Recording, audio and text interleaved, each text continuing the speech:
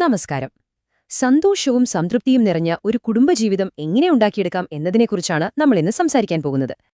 ഇതിന് നമ്മൾക്ക് വഴികാട്ടിയാകുന്നത് പണ്ഡിറ്റ് ശ്രീറാം ശർമ്മ ആചാര്യജി എഴുതിയ പ്യാർ ഔർ സഹകാർ, അതായത് സ്നേഹവും സഹകരണവും എന്ന പുസ്തകത്തിൽ നിന്നുള്ള ചില ആശയങ്ങളാണ്.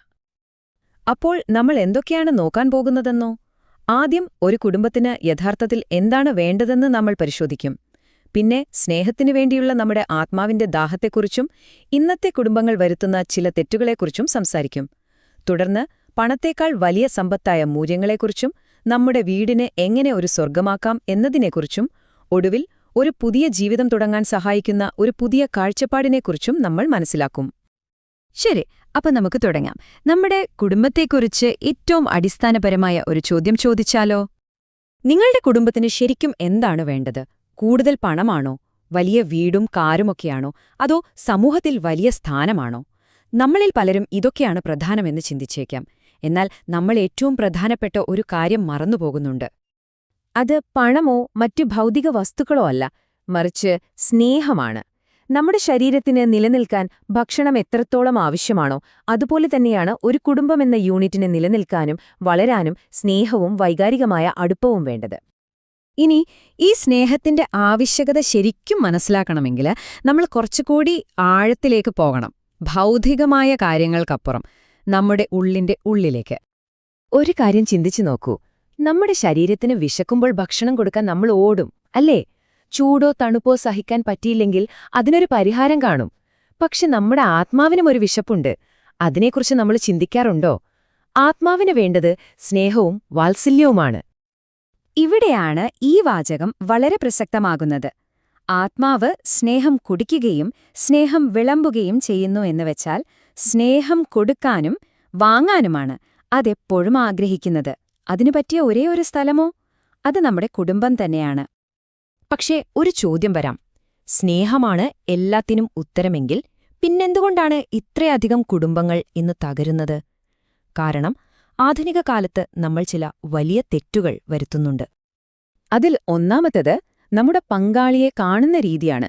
ഭാര്യ എന്നാൽ വീട്ടിലെ ജോലികൾ ചെയ്യാനും നമ്മുടെ ആഗ്രഹങ്ങൾ സാധിക്കാനുമുള്ള ഒരു ഉപകരണം മാത്രമാണോ? ഒരിക്കലുമല്ല. അവൾ ജീവിതയാത്രയിലെ നമ്മുടെ കൂടെ വേണ്ട ഒരു ആത്മസഖിയാണ്, ധർമ്മപത്നിയാണ്. രണ്ടാമത്തെ വലിയ തെറ്റെന്താണെന്നോ? രക്ഷാകർതൃത്വം നമ്മൾ മറ്റൊരാളെ ഏൽപ്പിക്കുന്നു. കുട്ടികളെ വലിയ വില കൂടിയ ബോർഡിംഗ് സ്കൂളിൽ അയച്ചാൽ എല്ലാം ശരിയായെന്ന് നമ്മൾ പലപ്പോഴും കരുതുന്നു.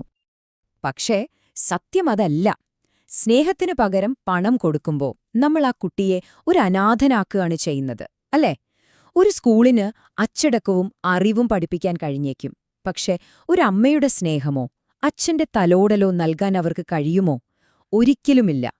ഇനി അച്ഛന്മാരുടെ കാര്യമോ? ജോലി കഴിഞ്ഞു വരുന്ന വിലപ്പെട്ട സമയം അവരെവിടെയാണ് ചെലവഴിക്കുന്നത്?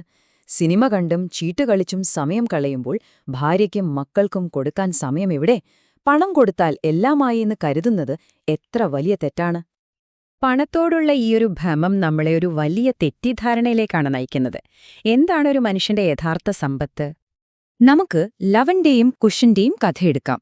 അവർക്കൊരു കൊട്ടാരമോ വില കൂടിയ വസ്ത്രങ്ങളോ വലിയ ട്യൂഷൻ ടീച്ചർമാരോ ഉണ്ടായിരുന്നില്ല. ഒരു സാധാരണ ആശ്രമത്തിലാണ് അവർ വളർന്നത്.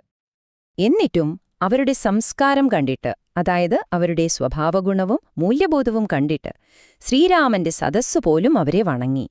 അപ്പോ എന്താ അതിന്റെ അർത്ഥം? യഥാർത്ഥ സമ്പത്തായ സ്വഭാവഗുണം പണം കൊടുത്ത് വാങ്ങാൻ പറ്റില്ല. അതുപോലെ വിനോബാ ഭാവെയുടെ അമ്മയുടെ കാര്യം നോക്കൂ. കടുത്ത ദാരിദ്ര്യത്തിലും അവർ മക്കൾക്ക് നൽകിയത് വിശിഷ്ടമായ ഭക്ഷണമല്ല, മറിച്ച് മൂല്യങ്ങളായിരുന്നു. അതിന്റെ ഫലമോ? രാജ്യസേവകരായ 3 മഹത്തുക്കളെയാണ് അവർ വളർത്തിയെടുത്തത്. അപ്പൊ ഞാൻ നിങ്ങളോടൊരു ചോദ്യം ചോദിക്കട്ടെ.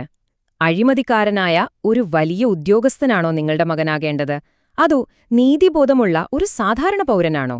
ഓർക്കുക, പണം കൊണ്ട് വീടലങ്കരിക്കാനേ പറ്റൂ, പക്ഷെ ഒരു യഥാർത്ഥ കുടുംബമുണ്ടാക്കാൻ മൂല്യങ്ങൾ തന്നെ വേണം. അപ്പോ ഇതിനൊരു പരിഹാരമില്ലേ? തീർച്ചയായും ഉണ്ട്. നമ്മുടെ വീടുകളെ ഒരു സ്വർഗമാക്കി മാറ്റാൻ നമുക്ക് ഓരോരുത്തർക്കും കഴിയും. അതിന് ചില കാര്യങ്ങൾ ശ്രദ്ധിച്ചാൽ മതി. ഒന്നാമതായി നമ്മുടെ കാഴ്ചപ്പാട് ഒന്ന് മാറ്റണം. കുടുംബം ഒരു ഭാരമല്ല, നമ്മളെ ദൈവം വിശ്വസിച്ച് ഏൽപ്പിച്ച ഒരു പൂന്തോട്ടമാണ്. നിങ്ങളുടെ പങ്കാളിയെ ബഹുമാനിക്കുക, അവരുടെ വളർച്ചയ്ക്ക് പിന്തുണ കൊടുക്കുക. പിന്നെ ഏറ്റവും പ്രധാനമായി നിങ്ങളുടെ സമ്മാനങ്ങളല്ല, നിങ്ങളുടെ സാന്നിധ്യമാണ് അവർക്ക് വേണ്ടത്. നിങ്ങളുടെ സമയം അവർക്ക് വേണ്ടി ചെലവഴിക്കുക. വീട്ടിൽ ബഹുമാനത്തിന്റെ ഒരു അന്തരീക്ഷം ഉണ്ടാക്കിയെടുക്കുക. ഈ ആശയം എത്ര മനോഹരമാണെന്ന് നോക്കൂ. കുടുംബത്തെ ഒരു കെണിയായി കാണരുത്, ഒരു പൂന്തോട്ടമായി കാണണം. ഒരു കെണി നമ്മളെ ബന്ധിക്കും, പക്ഷെ ഒരു പൂന്തോട്ടം വളർച്ചയുടെയും സൗന്ദര്യത്തിന്റെയും പോഷണത്തിന്റെയും ഒരിടമാണ്. അത് പരിപാലിക്കാനുള്ള ഭാഗ്യം നമുക്കാണ് ലഭിച്ചിരിക്കുന്നത്. ശരി, അപ്പോ ഇത്രയും പറഞ്ഞതിൽ നിന്ന് നമുക്ക് എന്ത് മനസ്സിലാക്കാം? ഒരു പുതിയ ജീവിതം തുടങ്ങാൻ നമുക്കൊരു പുതിയ കാഴ്ചപ്പാട് വേണം. ജീവിതത്തിലെ യഥാർത്ഥ സന്തോഷം പണത്തിലോ സൗകര്യങ്ങളിലോ അല്ല, അത് സ്നേഹവും സഹകരണവും നിറഞ്ഞ ഒരു കുടുംബത്തിലാണ്. ആ കുടുംബം തന്നെയാണ് ഭൂമിയിലെ സ്വർഗവും. അത് കെട്ടിപ്പടുക്കേണ്ടത് നമ്മൾ ഓരോരുത്തരുമാണ്. ഓം ശാന്തി.